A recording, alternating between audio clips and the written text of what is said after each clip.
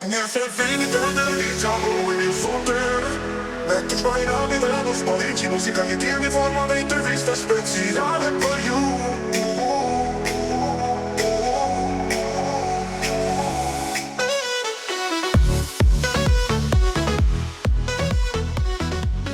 Mirë se vini te Radio Linja Pro sonte fillojmë programin pas lajmeve informatave këtu që i patëm këtu së bashku prapë me musafir në studio, tema këtë tjetër kashia saj javës kaluar, pra ku tash e kemi një temë që është shumë interesante dhe që faktikisht vlen për gjithë, për fëmijë, për plesh, për gra, burra, për gjithë, e sidomos kur vera afrohet tash e dim për shembull se në pushime një pjesë dikush për çka shkon e përdor e kështu me radhë. Mirë po, si do që tjetë, me rëndësi është njerëz kompetent që kanë dhe na tregojnë se çka duhet edhe si duhet të përmbajmë rregullave gjitha ato, soi përket shëndetit e sidomos shëndetit që kemi dhëmbe.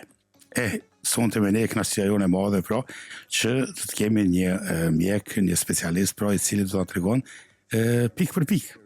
Mirëmbrëma zotri Alushi, zotri Metushi. Është çdo kënaqësi, siç e kam thënë edhe çdo herë të jem prezent në emisionin tuaj. Ju faleminderit shumë për ftesën. Për ato që nuk më njohin, unë jam Blerimi nga Prespa e Maqedonisë.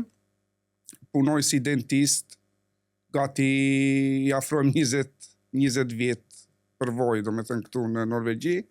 Kam punuar në 2-3 klinika më përpara private, tash momentalisht jam në Nydalen Tannege Center prej vitit 2020 dhe deri sot e kësaj dite. Ku i kryejm gjitha shërbimet dentare të gjitha, domethënë pa marrë parasysh. Ju, domethënë prej shkollimit tuaj universitar superior që keni pas nga vetlinja, jeni shpërngul drejt në Norvegji keni ardhur, nuk keni përvojë pune atje në vend që ta bëjnë një lloj dallimi për shkrimi se si është puna atje kur ka të bëjë me stomatologjin, se i pyesim mjekna, i pyesim gjithë. E vërtetë është me tur se atje nuk kam punuar si dentist, përvojën shumë vjeçare që kam prej këtu në Norvegji, po kam fatmirësisht kolegë shumë të mirë që i njoh edhe që kam qenë nëpër klinikat e atjeshme. Ka dallim shumë i madh prej para shumë viteve dhe tash, edhe atje është ka një avancim shumë të madh të metodave, trajtimit edhe si e shikojnë pacientin. Ka shumë përmirësim të madh, pothuajse ndonjëherë edhe më mirë se këtu ka klinika që ofrojnë shërbime dentare. Neve na diu dentisti për me i kuru dham, me rregullu, ndoshta me kohë, me parandalu ato më të rëndësishme që janë për ta mirëmbajtur edhe gojën, se është goxha delikate dhe kjo puna e dhëmbëve gojës, ta kthen estetikën, nuk mund ta bëjmë edhe buzëqeshje pastaj si duhet. Po edhe dhimbtat, që s'mund durohen. Shumë mirë e the me tush. Kemi patur një kurs kështu intern në klinikën tonë, në organizatën tonë, Ordent, që jemi fokusuar pikërisht në parandalimin e smundjeve të gojës. Pa marrë parasysh është prishja e dhëmbit, domethënë kariesi apo problemi i mishit të dhëmbëve apo probleme në nofull, se shumica e keq kuptojnë, ato mendojnë, s'më dhëmbi, tjerat s'ka gjë, po shëndeti oral nuk është vetëm estetik. Shëndeti oral ka të bëjë me funksionimin e krejt trupit. Në qoftë se dhëmbi është organ më vete, domethënë, se kur dhem një pjesë e trupit, të dhem krejt trupi. Kështu që në atë kursin që e ceka, ne fokusohemi në këtë stilin e jetesës të pacientit, atëherë futemi në një anamnezë shumë të thellë, që të gjejmë se cili është shkaku i prishjes së dhëmbit. Jo, ka një prishje, ta mbushim atë prishjen edhe hajde pacienti pagon, shkon në shtëpi. Ne fokusohemi që të gjejmë shkaktarin e smundjes, që të parandalojmë, domethënë. Parandalimi është më mirë se mjekimi. Edhe në kështu, në anamneza të këtilla, domethënë, futemi përdorim pothuajse 1 orë kohë, edhe që të gjejmë shkakun e asaj, edhe shumica e pacientëve lëshojnë kështu i çelin letrat krejt. Kemi patur pacient ku problemi ka qenë dhunimi si fëmijë, ka pacient të ushqyerit, ka shumë faktorë që ndikojnë në prishjen e dhëmbëve, në higjieni jo të mirë të gojës, në demoralizim, deri në fund në depresion të thellë, se siç e thikët edhe ka të bëjë edhe me estetikën, domethënë. Shumë njerëz edhe nuk kërkojnë punë shkaku i problemit të dhëmbëve, shkaku i estetikës. Domethënë është një temë shumë e gjerë që duhet kërkuar shumë. Jo vjen, siç thash, vjen pacienti me një prishje dhe bëj atë, nuk e informon pacientin, nuk e gjen shkakun. Ne e dim se mund me thonë kështu që 20 vitet e fundit, do me thonë, është qash moderno me rregullu dhëmbët komplet. Përpara s'ka qenë kjo kaq e madhe, sa është këto 20 vitet e fundit, për shkak teknikës, për shkak mundësisë, e sidomos te ne. Edhe ka njerëz që i bojnë edhe atje, edhe këtu, pastaj atje i bojnë, këtu vinë, ju binë, du të më ngjitë e sen. Që është ma e mira për neve, qysh duhet na të kemi kujdes, për shembull, që t'i mbajmë dhëmbët që i kemi, që mos me ardh puna deri te ajo se kur e bën me porcelan ose e ndron ose me çka do të jetë, nuk është e jotja. Me rëndësi është gjithmonë me qenë dhëmbët që i ki me të lene. Dhe ju e preferoni ato gjithmonë. Qa duhet ne, për shembull, si njerëz, edhe për neve, po edhe për fëmijë, çka duhet bëjmë na, për shembull, që mos vim deri te ajo që me ndru dhëmbët, mi bë dhëmbët, a është ushqimi, a është mirëmbajtja, a është pastrimi, gjitha këto. Për këtë pyetje, shumë pyetje me vend është, kam mentuar shumë mirë se për mirëmbajtjen e dhëmbëve nuk kushtoj 4-5 minuta, domethënë. Ajo nuk ka shumë punë, në fakt, nuk ka shumë punë. Mjafton pastrimi i dhëmbëve 2 herë në ditë, po pastrim korrekt. Se dikush më thotë i pastroj 4-5 herë në ditë, por nuk ka efekt, nuk është puna kur lyen diçka edhen atë bojën atje dhe nuk e lyen siç duhet, se nuk është. Kushtoj rëndësi një 4-5 minuta gjatë pastrimit të dhëmbëve. Preferohet brusha elektrike. Tash ke brusha lloj-llojshme, domethënë. Ajo i bën ato rrotullimet e sakta siç duhet për pastrimin e dhëmbëve. Pej për dhëmbë është shumë me rëndësi. Një artikull s'ka shumë që doli prej Amerikës, nuk më kujtohet emri i atij artikullit, e argumentuar shumë e mirë. Përdorimi i pejve të dhëmbëve e ul smundjen e Alzheimerit deri në 70%. Paramendo. Për 20 sekunda punë për përdorimin e perit, e anashkalon një smundje që është goxha jo e mirëpritshme me një fjalë. Edhe për shpërlarjet gojës, këto si flyks për shembull, për shpërlarjet gojës, mbasi ke përdorur perin e dhëmbit, brushën, po këtu s'është me rëndësi ai përdor perin në fillim, ai përdor brushën, në fund shpërlaj gojën. Te fëmijët është mirë edhe të merren ato tabletat, flyer tabletet që është ashtu, por më e rëndësishmja është, domethënë, pastrimi i dhëmbëve dhe perin. Mësoj fëmin kur janë të vegjël, jepi një brush, në fillim pastroja ti si prind, mandej jepi një brush, ajo le të luaj me atë. Futja në sistem fëmis higjienën orale, domethënë, si të pastroj, ta ketë si rutinë sapi, domethënë.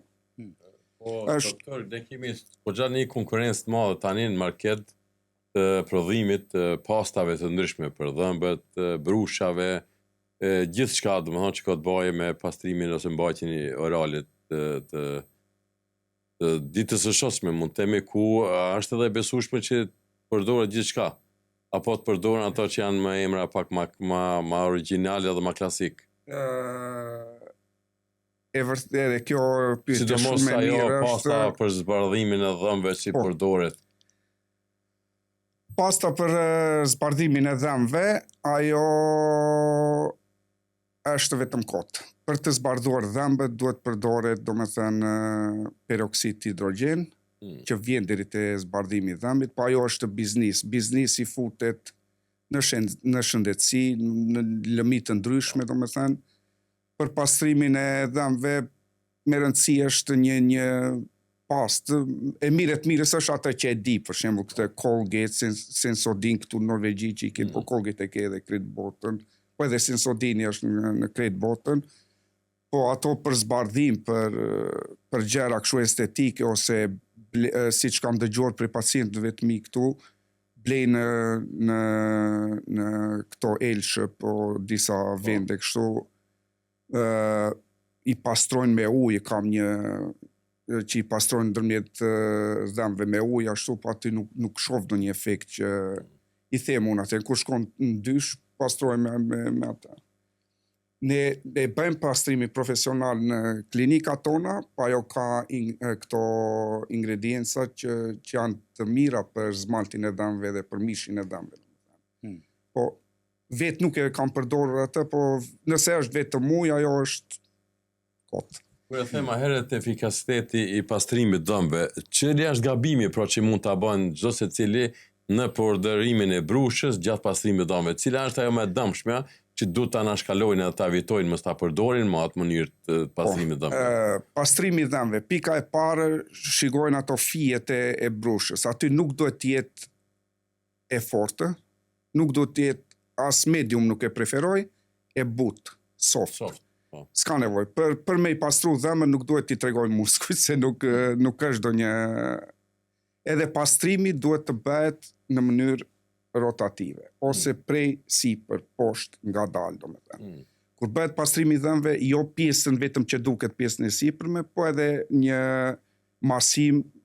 masazh të mishit dhëmbëve, domethënë që ta inicosh pak edhe qarkullimin e gjakut aty, kupton, që mos vi deri te mbetja e plakut dental te pjesa e sipërme e dhëmbit, domethënë.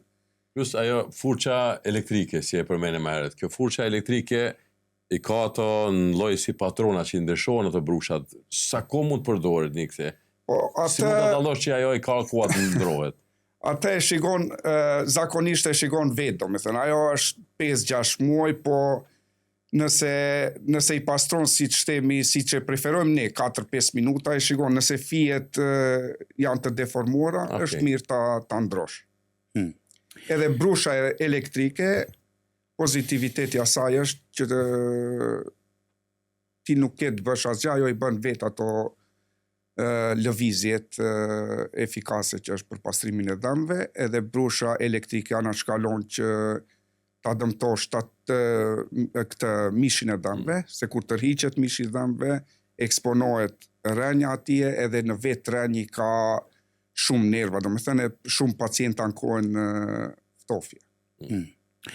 Po kjo është ajo që për këtë shkak që kemi të blerimi këtu, edhe ta dëgjojnë me vëmendje, sepse është me rëndësi, është pjesë e trupit, edhe është shëndeti, domethënë prej dhëmbëve vinë shumë sende tjera. Kemi ne për shembull problem edhe me gurzi, ose me pjesën e dhëmbëve dikun shndrohen në gurzi. Qysh t'i shmangim kësajna, që mos vim deri te ajo, se pastaj duhet vim te ju shumë herë gjatë vitit për mi pastru ato. Po. Këtë pyetje bëjnë shumë pacientë, siç thash, pastrim efikas. Domethënë që mos të anashkalosh apo të parandalosh gurzit totalisht, atëherë duhet një higjenë maksimale. E mban brushën në pjesën e mbasme, puno pak më shumë, domethënë, i përdor paper dhëmbt, ose ato melomrum zbështer, këto pjesë që mund depërtosh ndërmjet, si çaçkalica e sapit që janë. Furçat interdentale që janë, po me rëndësi me brush që ashtu. pastrim efikas për gurës, ndryshe nuk ka do një ta lyesh me diçka që mos bëhet gurzi ashtu, do një thot e lindur ashtu, po s'mund jetë e lindur ajo. Ajo gurzit nuk ne lindi fundi a fundit pa dhëmbë. Gjenetika mund të përcillet, po pastrim efikas. Edhe i lutem gjithë prindrit, domethënë, që kanë fëmijë, t'ja pastrojnë fëmijëve dhëmbët mirë, t'ja futin në rutinën ditore, domethënë, për pastrimin e mirëfillt të dhëmbëve, për dhëmbët, shpërlarje të asaj, nisën prej dhëmbit parë kur del dhëmbi qumshit, domethënë. Jo është dhëmbi qumshit, do t'i bjerë do ashtu, pa i dhëmbi qumshit, a infeksioni në dhëmbin e qumshit ndikon edhe në dhëmbin permanent, domethënë, edhe ashtu nisin edhe problemet të më të tjeshme. Nuk është problem që ndodh brenda një javës ashtu, po është një problem gjatë kohës, domethënë. Derisa jemi tek këto këshillat në fillim të programit e ceke Blerim se jeta, stili jetës, domethënë ka të bëjë shumë edhe me mbrojtjen edhe ruajtjen e dhëmbëve, atëherë do të themi ka të bëjë edhe ushqimi, domethënë cilët nga ushqimet e dëmtojnë më shumë ti dhëmbin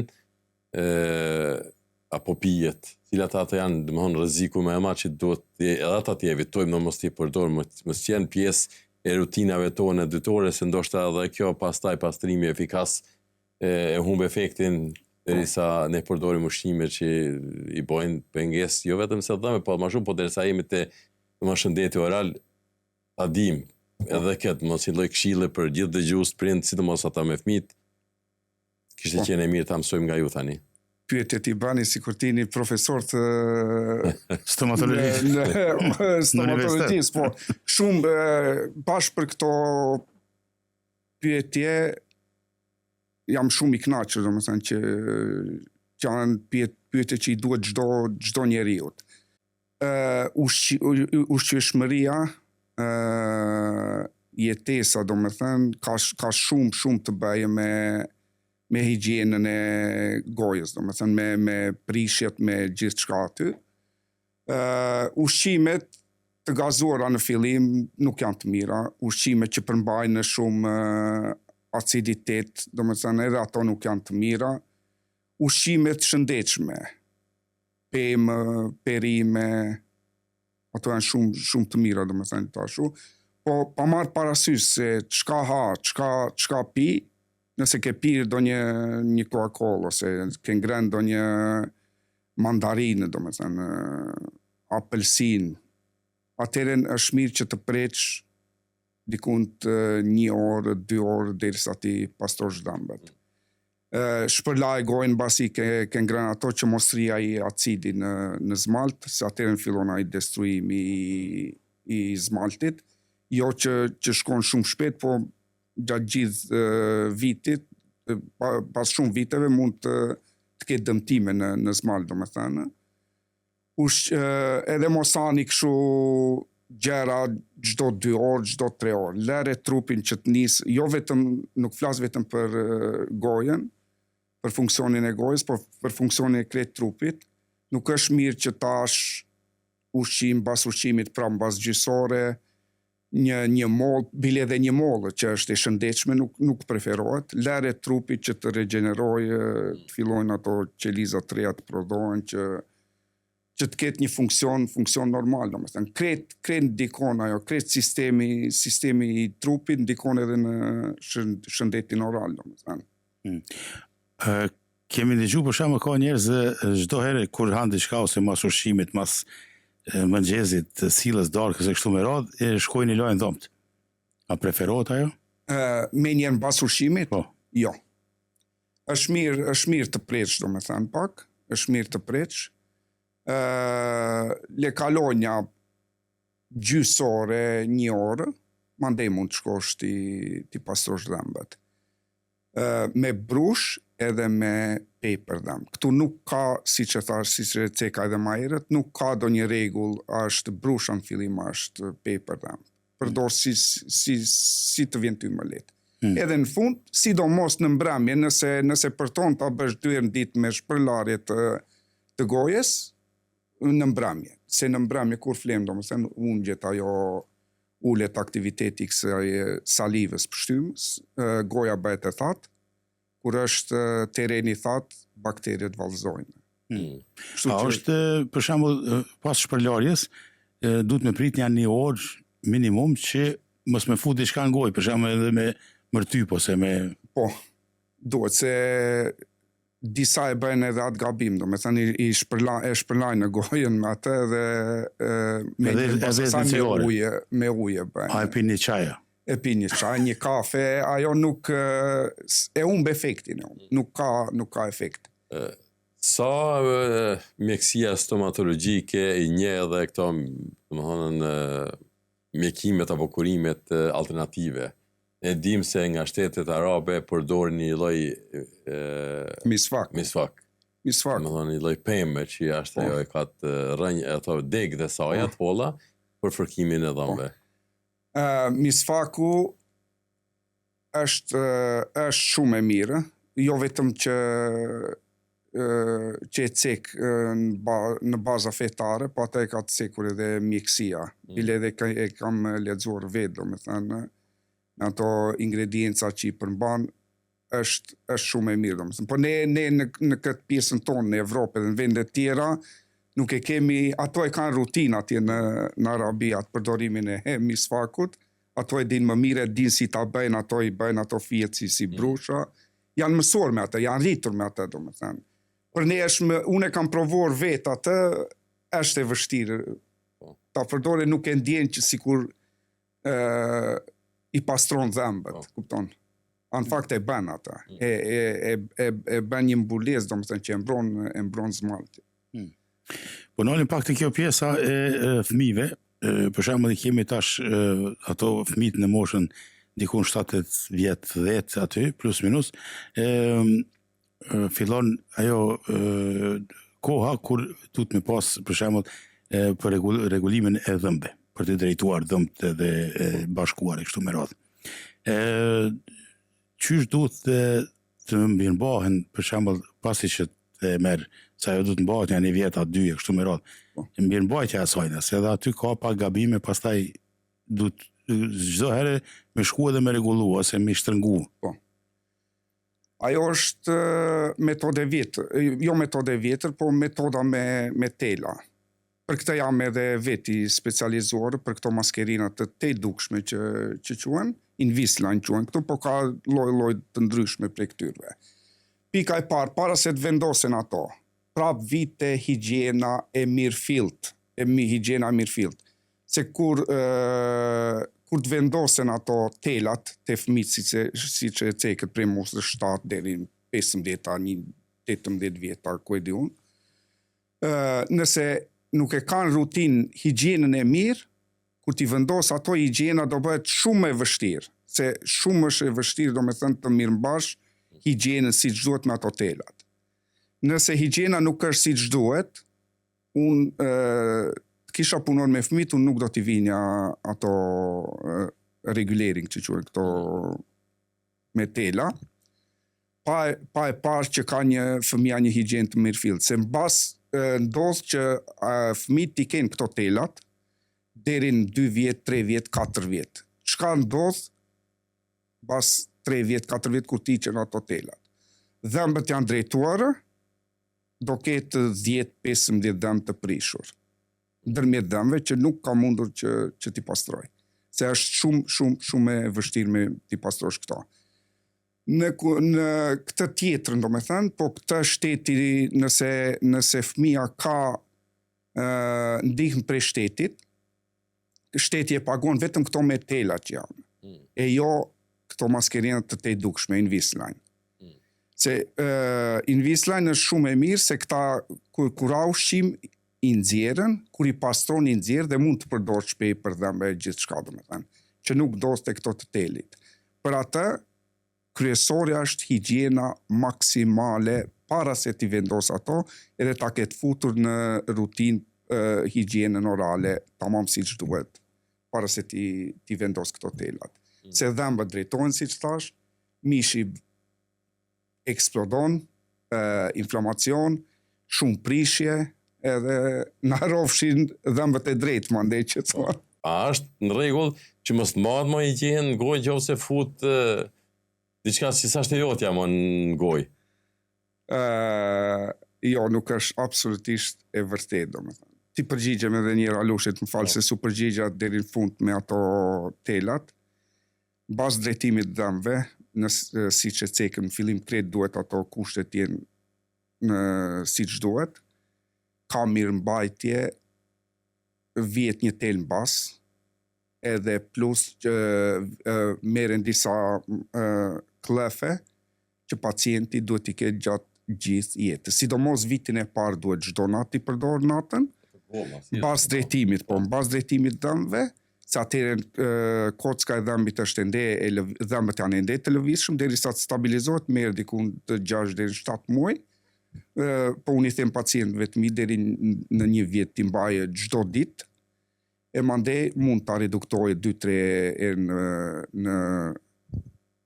në javë, domethënë që t'i mbaj. Se shumica që vinë me përsëritje me rilaps që quhet, dhëmbi kthehet në pozitën siç ka qenë edhe më përpara, është pikërisht kjo mosmbajtja e këtyre kallëfeve të mbas drejtimit të dhëmbëve. Siç i them edhe pacientëve të mi, ti e merr një makinë të re, nëse makinën nuk e lan, nuk e poliron, nuk e çon në servis çdo vit, çka ndodh? Paraqitet defektet aty. Po, edhe pse makina është e re, po duhet mirë mbajtje. Jo i drejtova dhëmbët, jo i bëra kështu edhe s'ka nevojë tjetër. Ajo është vetëm. Atëherë nuk e marr si pacient të vazhdoj punën. Të nuk më duhen parat për ata. Shkojmë të kthehemi te pyetja e Metushit, është pyetje shumë e vend. Çdo pacient, çdo individ duhet të harrojnë dhëmbin e vet natyral. Si dhëmbi natyral nuk ka, domethënë. Nëse ka indikacion që të bëhe ndonjë punim estetik, intervenim estetik, po jo vetëm estetik, në fillim duhet të jetë funksional, nëse duhet bëhet intervenim estetik, atëherë duhet një invazion minimal në fillim, që mund të bëhet me disa faseta që quhen, që nuk bëhet edhe gryerja e zmaltit donjëherë, nuk preket zmalti, por nëse duhet preket shumë pak, është një invazion shumë i vogël në zmaltin e dhëmbit. Mos shkojmë të flasim për kurorat që bëhen qef për qefi, vetëm për estetik, ajo është krim për trupin tënd, domethënë. Kur e bën atë, ke bërë një krim, domethënë, për trupin tënd.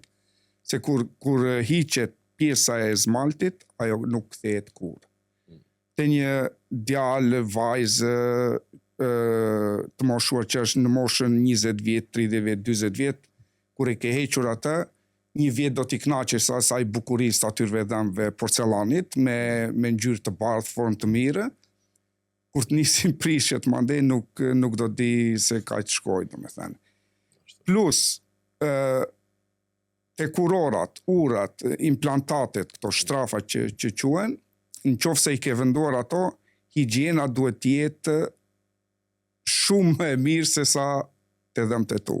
Jo e kundërta. I kanë venduar porcelanët, i kanë vënë urat, i kanë vënë këto, tash duhet i pastroj dhëmbët. Ajo është gabim katastrofal. Ajo nuk tolerohet ashtu gabim të bëjnë. Domethënë edhe këtë duhet t'ia cekë vetë personeli shëndetësor, domethënë vetë dentisti, pacientit atij, kirurgu ose me atë timin që punon, t'ia cekin çdo herë higjiena, domethënë. Se pa atë do bëhet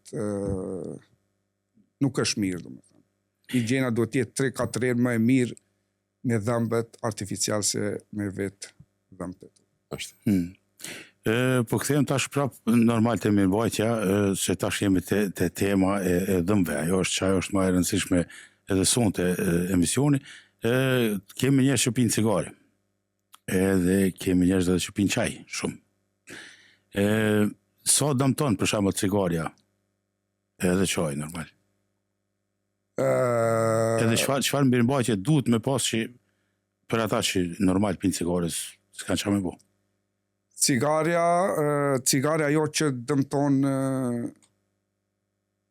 dhembët, jo që ndikon në shëndetin oral, po ndikon edhe në shëndetin në organizëm, domethënë.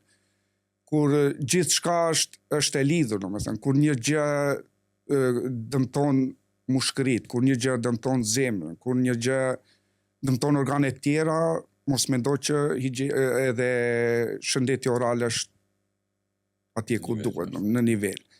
Ato që pinë shumë cigare, domethënë, është mirë ta reduktojnë, është mirë ta lënë krejt, po kemi kultura ndryshme, te kultura jonë është pak si nuk dihet si burrën një njeri që nuk pi cigare, nuk pi duan. Është e mirës është që ta ashu, se cigarja është e dëmshme, sidomos për mishin e dëmve. Cigarja ndikon në enët e gjakut, domethënë nikotina, që dëmton mishin e dëmve, që e përshpejton, domethënë, problemin e mishit dëmve, paradontozën. Sa për vetë dëmbin është vetëm që bën atë ngjyrosjen e dëmve, pa jo pastrohet me ashtu. Mirëmbajtja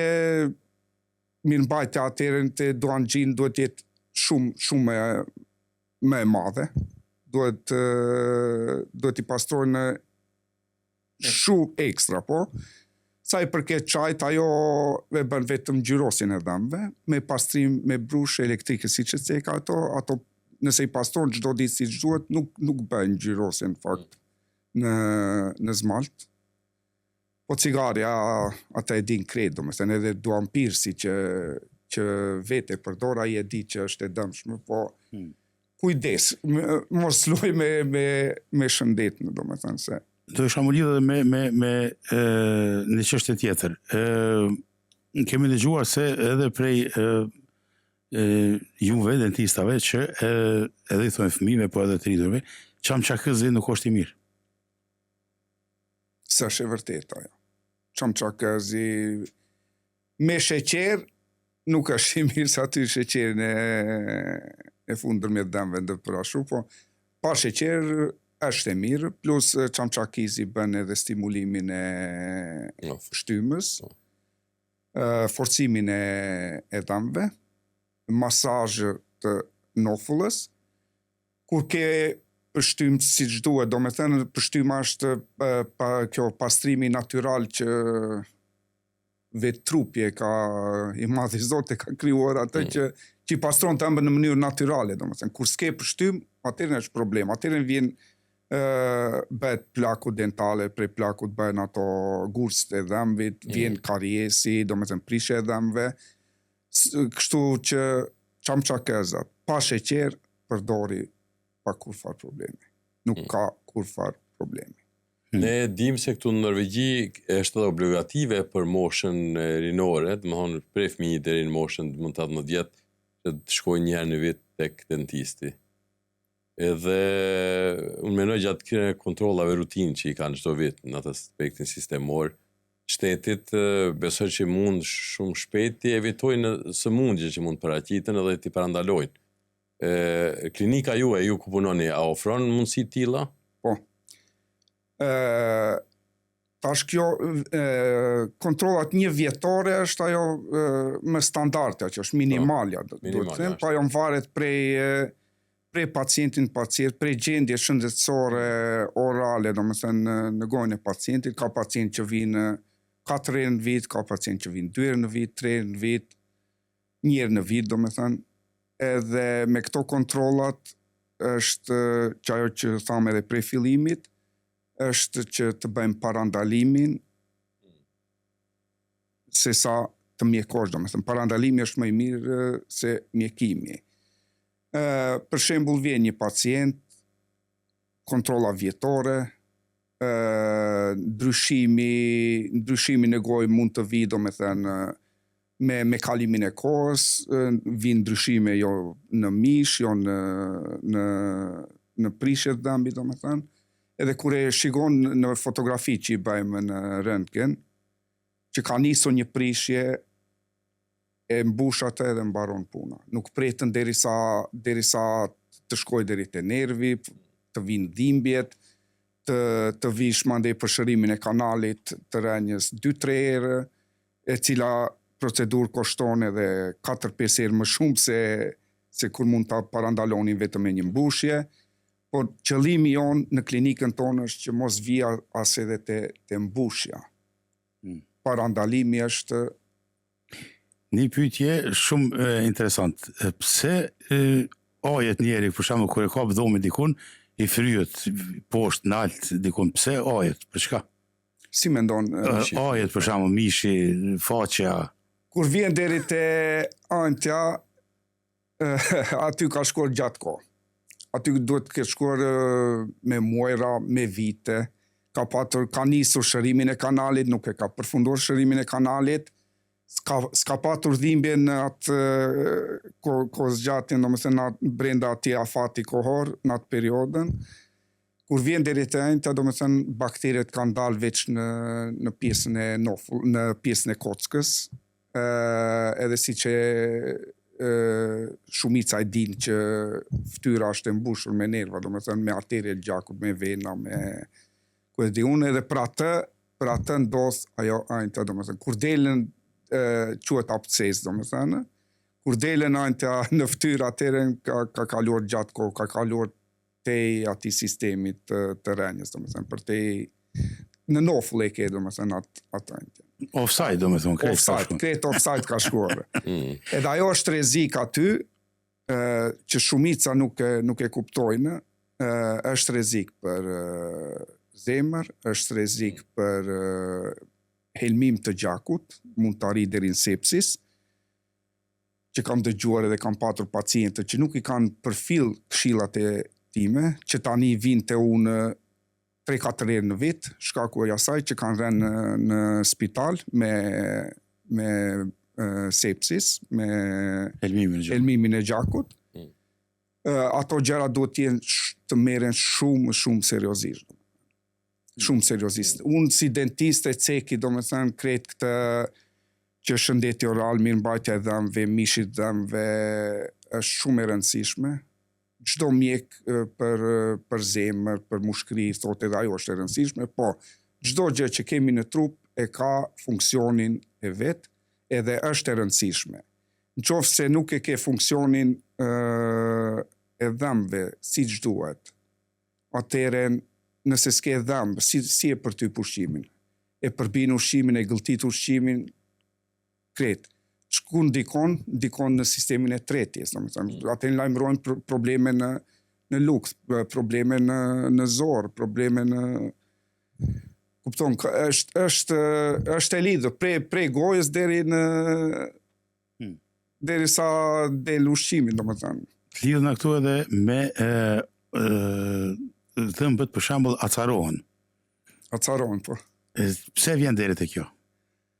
E ke përftofjen. Përftofjen. Ajo vjen, siç thash, mund të vijë prej jo higjienës të mirë, mund të vijë prej përdorimit të brushës në metodë që është gabim. Brutale. Ashtu kam parë edhe vetë disa si pastrojnë, se kuptoj atë. Siç thash, nuk duhet ti tregosh muskujt kur i pastrojnë dëm, se nuk ka nevojë. Tu si mira violinës diqysh? Me lezet, bre, me lezet. Një cigare e pi 4-5 minuta, po kushtoj rëndësi 4-5 minuta pastrimin e dëmve, ashtu let, domethënë, me lezet. Është çështje e funksioni, është çështje estetike, është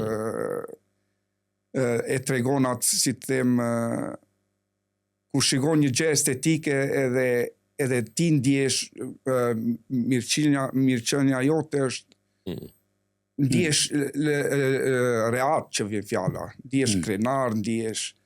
Për ato janë gabimet që ndodhin, edhe ngrënia e shumë ushqimeve me aciditet shumë të lartë që janë, domethënë. Përmeni disa për aty, për shembull, çfarë është? Që ka dikush në mandarina, apelsini, Coca-Cola kanë kështu, Red Bulli, sidomos terinia jonë që është tepër e shtuar, domethënë prej mëngjesit ja futin me Red Bull, ajo e këputën zmaltin, domethënë. Ajo nuk është mirë. Edhe me ko, zmalti dobësohet, ollohet, e mandej merdi ftofja një, si që cekët acarimi dhëmve, se kisha atë, po kur e marrim atë anamnezën si që thash, si që duhet, jo vetëm ftofje, lyje me atë, okay, shkaku duhet të gjinde, duhet bisedosh me pacientin, shkakun që e ka sjell deri te acarimi. Jo e lyen atë pacienti shkon 3 muaj, 6 muaj, pa e sin, prapë, normal, prapë këtë. Duhet ta gjesh atë dhe të punosh për atë. Doktor, faleminderit shumë për gjithë këto këshilla deri tani, ne do të bisedojmë ende, por është një çështje shumë tjetër në aspektin ekonomik. Ne si të huaj që jemi këtu në Norvegji, ndoshta edhe të kushtet ekonomike, jo që ndoshta nuk e kemi mundësinë, por ja që i provojmë në çdo aspekt, shpenzojmë, edhe kur vjen pyetje, kur është pyetje shëndeti oral, duke ditur se në Norvegji është pak më problematike, jo është Norvegji, këto shtetet e Perëndimit, domethënë kurimet, vizitat në klinikat orale të stomatologëve është pak e shtrenjtë. Shumicën e rasteve ndoshta ajo pritja dhe ardha deri te ato kur dalin sipërfaqe domethënë infeksionet e ndryshme, atëherë veç bëhet vonë, sepse ndoshta nuk ka mundësi ta marrë një pushim të shkurtër nga ku punon atje, nga punëdhënësi, edhe atëherë thot pres të shkoj se nëse i shkoj te blerimi du më kushton 2-3 korona, po shkoj në Maqedoni apo në Kosovë i baj për 100 euro. A është e levërdishme të veprohet këtë formë? Edhe a janë mundësi që në të ardhmen të ketë një mundësi ndoshta më të mirë, një mbulim, një kontingjent nga ana shteti që tjetë kjo në nivel sikurse me shëndetin trupor në klinikat ku i kemi mjek am, duke ditur se atë shkon të mjeku am pagu 170 kruna dhe ti gjën gjithë ato që ato me bëhet ti ka shfullëzime të jep në për klinika të mund të tjeshme të kurimit. Si është mundësia për shembull që ta kemi në këtë formë se ne dim blerimi e kemi shqiptar, ndoshta shumica prej atyre shqiptarëve që zgjedhin ty për shkak se ai flet shqip, vinë tek ty më let me shpjegu edhe ndoshta mundësia për një ofertë. Po, kjo çështje është me vërtetë edhe mua më shqetëson për se si është sistemi me sa i përket dhëmbëve. Ne si dentist mundohemi me organizatën tonë me këtë Norsk Tandlægeforening që ta bindim shtetin që koka është në trup, koka nuk është e ndarë prej trupit, edhe që pacienti të vim në atë që pacienti të pagoj si te doktor tam, domethënë, ose mjek i përgjithshëm. Si mjeku i përgjithshëm, domethënë që të arrijë një egenandel ashtu. Po deri tani nuk vinë me disa kushte, rregulla, ligje që tash deri në moshën 28 vjeçare mund të kurohen këtë në sektorin shtetëror, po mos harroni se në sektorin shtetëror nuk bëhen mjekime luksose, ato i shikojnë që sa më pak argjime që të bëhen aty, edhe jo të shikojnë totalitetin e asaj, po shkon pacienti me dhimbje, e punojnë pak, ja ndalojnë dhimbjen edhe mirupafshim. Qëllimi, siç thash, është përcjellja e pacientit me çdo vit, domethënë që mos vi deri te probleme shumë të mëdha. Këtu kemi temperaturat këtë ndryshe se në Evropë e në vende tjera. Ka shumë herë mundet me ka përcy për shembull -10 e tutje. Kur dalim ne edhe fëmijët, normal, jo në shëtitje, jo në lodra ose me rshit ose diçka, sa preferohet për shembull që ta ruajmë faktikisht se temperatura mundet me ndiku te dhombi. Po. Çka duhet ne të përgatitemi para se të vim, dalim për shembull të rim 2-3 orë ose jashtë kur është shumë minus gradë për shembull.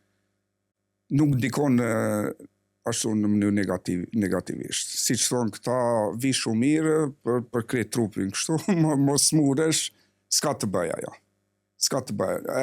Vetmja që ndikon ato për shembull të pish çaj të valë, të nxehta shumë mirë, edhe me një anë të kesh ujë me akull, ai ndryshim e shokon Drastik, po jo, po. ndryshime drastike. Po të dalë që ashtë, edhe pse ke acarim në dhembë si që cekët, ose ftofja shumë nuk ka dëmtim aty. Nuk ka diçka një negativitet aty. Pasi që po flasim tash të shteti, Norvegji, ftofja, moti, po sa e përket vetë nacionalitetit norvegjes dhe ky joni shqiptar, a thu cili ka dhëmbë më të mirë? Pa në tash i real në të rego. Unë ta të regoj një rast. Unë ka raste që i ka 90 e diçka vjet, norvegjes, kur s'ka pas dhëmbë për të kuru. Kur s'ka fut ato, si them, ato vidat e tua, apo diçka që ato burgia, si thënë aty në vetë që shpojnë dhëmbë. Implantat. Po, mos s'ka të bom. Po. Bravo me tu, na vrave me këto pyetje. Pleqët tonë, unë mbaj men gjyshi im, a i ka patur dhembët. Tani këthemi të ajo si që thash jetesa, stili jetesës. Po. Më përpara kanë grenë direkt prej bakqës që themi ne. Kanë marrë domaten bio, po. Ajo do me thënë shumë. Kanë grenë edhe ushqime më të forta që kanë zhvilluar edhe muskulaturën, nofull edhe kockën, edhe betë dhëmbë, do me thënë. Ajo është ndryshime se nuk ka, edhe këtu e njëta ka ndodhur, do me thënë se edhe këta pleqë norvegjes kanë grenë vetëm bio. Në këtë kohë që jetojnë tani nuk e di se as vetë se shka ham. Ne jemi edhe ekspert për mollë, se jemi marrë me mollë. Këtu ku shikoj do një mollë ashtu që duket shumë e bukur, kur e qelën brenda s'ka si e kalbu, pa shie, s'ka kur fa shie, do me thënë në Allah e di se me se i luenë, me se i bajnë, do me thënë. Ushqimi. Thuhet se vi nga Ekvadori, ajo e në pas të ty thë ke mor nga baqë, edhe e ke fut dyqan. Po. Ashtu. Se çka am ka shumë, do me thënë, jo vetëm për shëndetin oral, por edhe për krejt trupin. Mundohemi ta amë sa më synë që amë shëndetshëm, po problem. Vetëm do të shkojmë do një fshat ati të mbilin vetë ato. Bio, krejt. Po kthejmë pak te Nydalen Tannlege Center, aty ku po punon. Do me thonë është në Oslo, për ata që nuk e din, është në Oslo në Nydalen, është shumë lehtë me gjetë në Google, Tannlege Center, do me thonë Nydalen. Shërbimet i keni pothuajse gjitha, kemi qelë faqen për para, edhe shojmë për diçka ka dhe çmime, normal shihet këtu, edhe ka shërbime të ndryshme, ka edhe oferta të ndryshme, faktikisht, këtu po shkruan, edhe ajo që për shembull po thojmë prej të hanës e tutje, ka vendosur dikush me ardh edhe me bo thjesht një konsultim. Konsultimin e pasket pa pare, që nuk ndodh gjithkund. Ajo është shumë me rëndësi, dhe se aty fillon. Konsultimi do me thonë në bollë që kemë ullë në atë karigën, edhe folë me dentistin, edhe aty fillon ajo procedura. Edhe nuk janë këta si me makina që punojnë njerëz, për shembull teknikisht, nëse tu ka prish frena, ajtë tu ka prish edhe rota, se normal që ja bashkan gjithë diçka që ma shpejt që me kushtu pak ma shumë. Po këtu është direkt, do me thonë konsultimi, e hap gojën, hin dentisti mrana, edhe fillon aty ajo mbikëqyrja e dhombit. Tregona për shembull njerëz që ti tha pak ma herët ata që kanë rregullu dhomt dikun tjetër jashta Norvegjisë, nuk e pranojnë këtu për shkak se nuk e din historikun e krejta sajna, po te ju po. Unë e pranoj. Po, te ajo, se kemi shumë raste. Po atëren i del diçka shumë më shtrenjtë. Po normal, po parasysh është shëndeti. Do me thonë, ajo është prioritare që është shëndeti, që mos me marrë që ta me tushi biletën, aeroplanin, me shku poshtë, më këty edhe me u punën, edhe me u shumë sene dit, edhe pare normal, edhe aty ka plot, nuk është vetëm blerimi aty janë me siguri janë 20 sa jeni aty. Po ti normal që e kërkon blerimin, edhe pastaj prej aty fillon ajo procedura e jote, se ka shumë njerëz që ankohen, kanë probleme, se i kanë bo për kohë të shkurt, shpejt. ajo që është më e keqja është për mbrana 2 javë, 3 javë deri sa jem pushim, edhe në deti, edhe me ndreq dhomt, ajo nuk ekziston. Është domethënë torturë e vetvetes, torturë e noflus edhe dhombe. E për çato vjen deri te ajo, pastaj duhet më ardhe blerimi edhe normal që blerimi Norvegji është, nuk është në Shkup as në Tetov as në Prishtinë, edhe normal që çmimet e blerimit nuk i çet si te na atje më marr vesh çaty për çaty. Po janë rregulloret edhe e ki veç çmimorën aty dhe shes sa kushton. Po nuk është më rëndësia ajo, më rëndësia është që është mundësia. Për shembull që ti me pështu veten. Me pështu dhëmbët, me pështu veten, edhe pastaj aty fillon ajo. Ne sugjerim për shembull ne jemi me fëmijë këtu, edhe po harrojmë me çu fëmijët. Megjithëse vinë ju jeni shumë domethënë të avancuar ku vetna çoni ka një SMS ose në mail ose është koha tash hajdeni. Edhe çka preferon ti për shembull për njerëz që thonë hajde se çoj nesër, javën tjetër, muajin tjetër. Çka duhet bëjmë na që të jemi më të kujdesshëm përveç pastrimit e higjienës, mirë po edhe me orë deri te ju. Duhet patjetër ato kontrollat vjetore. Është 1 herë, 2 herë, 3 herë, ata e bën në bazë të gjendjes pacientit që i kemi bën ato kontrollat në fillim kur ka ardhur pacienti. Atëherë i bëjmë me këto metodat avancuara që janë marrim anamnezën e mirëfillt, i bëjmë fotografi në gojë, i bëjmë një panoramë të pacientët këto pacientët e rinj që janë, të shohim çfarë s'ka aty në nofull edhe dhëmbët e pjekurisë, plus bëjmë skenimin e dhëmbëve me një sken që merr diku 10 minuta, edhe inkuadrojmë pacientin vetë, shikojnë në sken, aty e shikojnë në 3D, e shikojnë vetë, domethënë gjendjen e vetë si e ka në dhëmbë, e shikojnë edhe mishin e dhëmbëve si është, edhe vetë thotaj, oj, këtë se kam parë, kupton, edhe bashkë bisedojmë, domethënë, edhe mandej ne në bazë të asaj që kemi biseduar, në bazë kur pacienti e shikon vetë gjendjen e vetë, atëherë bëjmë një plan, domethënë se çka do të bëjmë më të tjeshme. Në bazë të asaj i them tani duhet të vish 2 herë në vit ose 1 herë në vit, domethënë në bazë të asaj që shohim në bazë të kontrollave.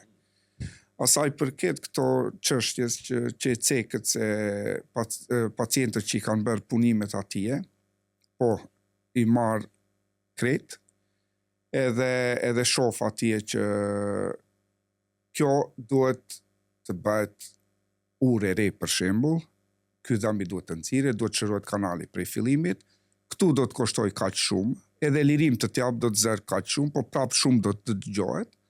Unë mund të ndihmoj me këtë gjendjen emergjente që je tani, me ndonjë antibiotik, me ndonjë incizion të abscesit të imtes, të qetësohet kjo, edhe e merr aeroplanin, shkon atje, te mjeku i njëjtë edhe e kryen procedurën prej fillimit ose atë procedurën. Bile ja shkruaj se çka duhet të bëjë mjeku atje, propozimi jap, se çka duhet bëj ai e din edhe vetë domethënë. Po jap propozimin, unë mendoj kjo.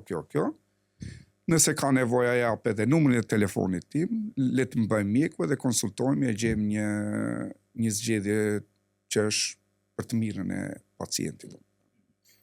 Veç edhe një interesant se kur e shpletova këtu te webfaqja juaj, rash një diçka që mu më pengon për shembull dhe kam problem me kërhatje. Dikun thonë gërhatje, dikun thonë kërhatje, dikun norvegjisht snorking. Këto se pas na ditë për shembull që te ju po bëj ka edhe mundësia e sajna, edhe se kom ditë që mundet një dentist me të një mu për shembull për se mu më qesin për shtëpisë, domethënë se e kam shumë të keqe, s'di pse.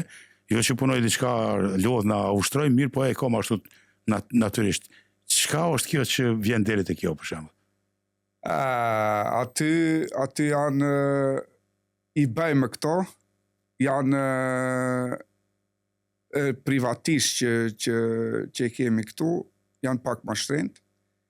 Kjo merret Aker Sykehus, që bën gratis. Ne si mjek gërhatja është pak mbi pesha, kjo uvula që është aty, kur është pak me trashur mundet të viderit e... Gërklani, po.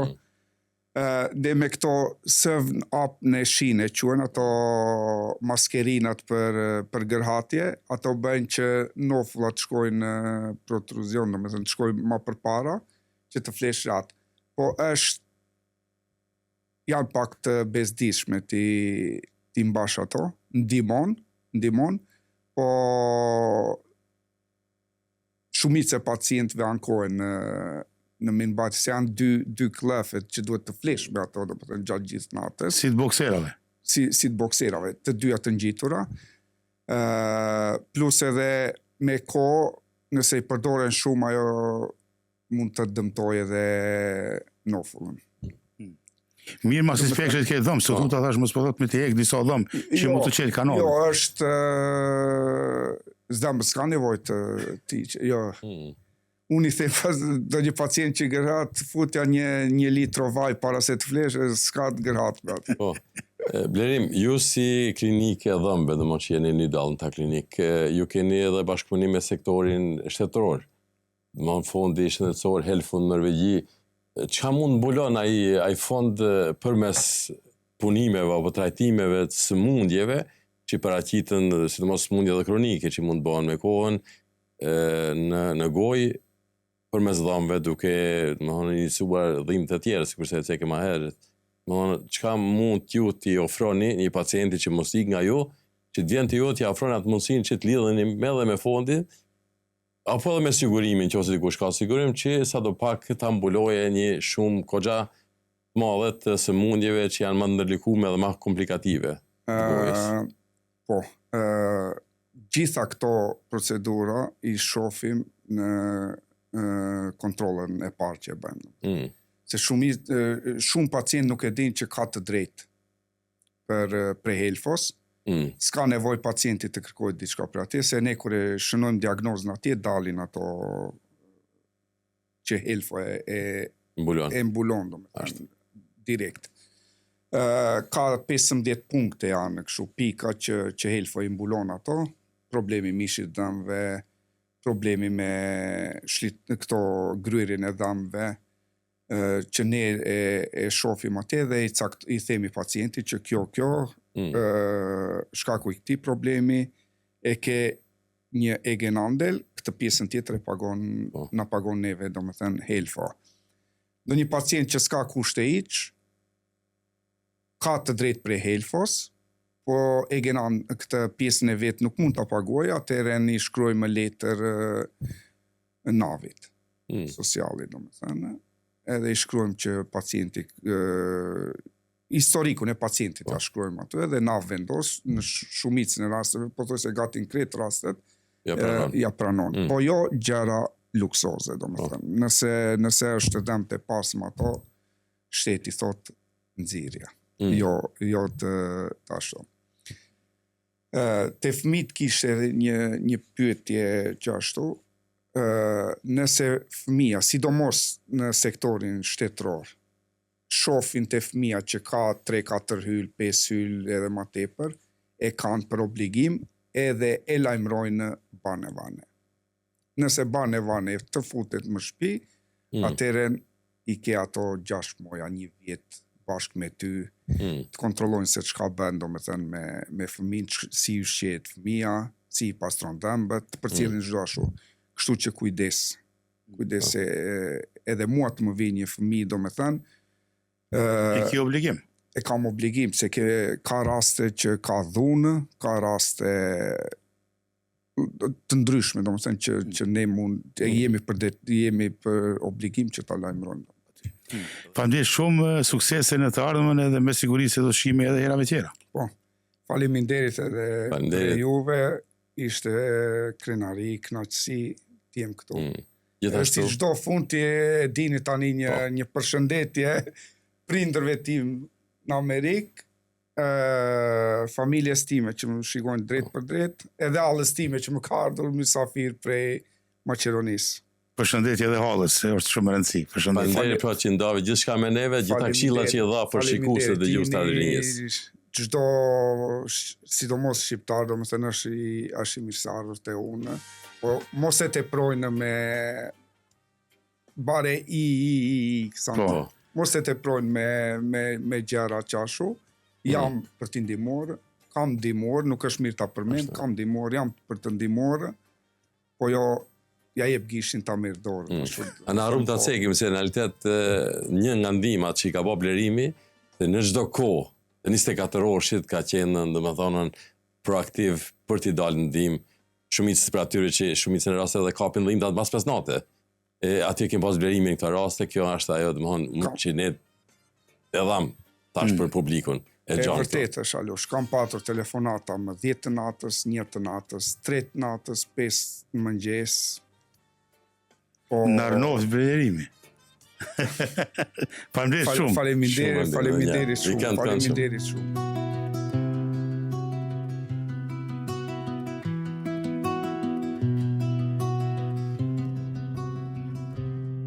Në çdo hap, në çdo frymarrje, Radio Rilindja është gjithmonë pranë jush, me meloditë përqafojnë shpirtin dhe tinguj që prekin zemrën.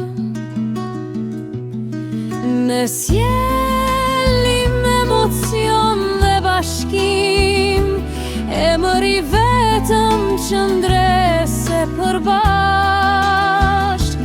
Radio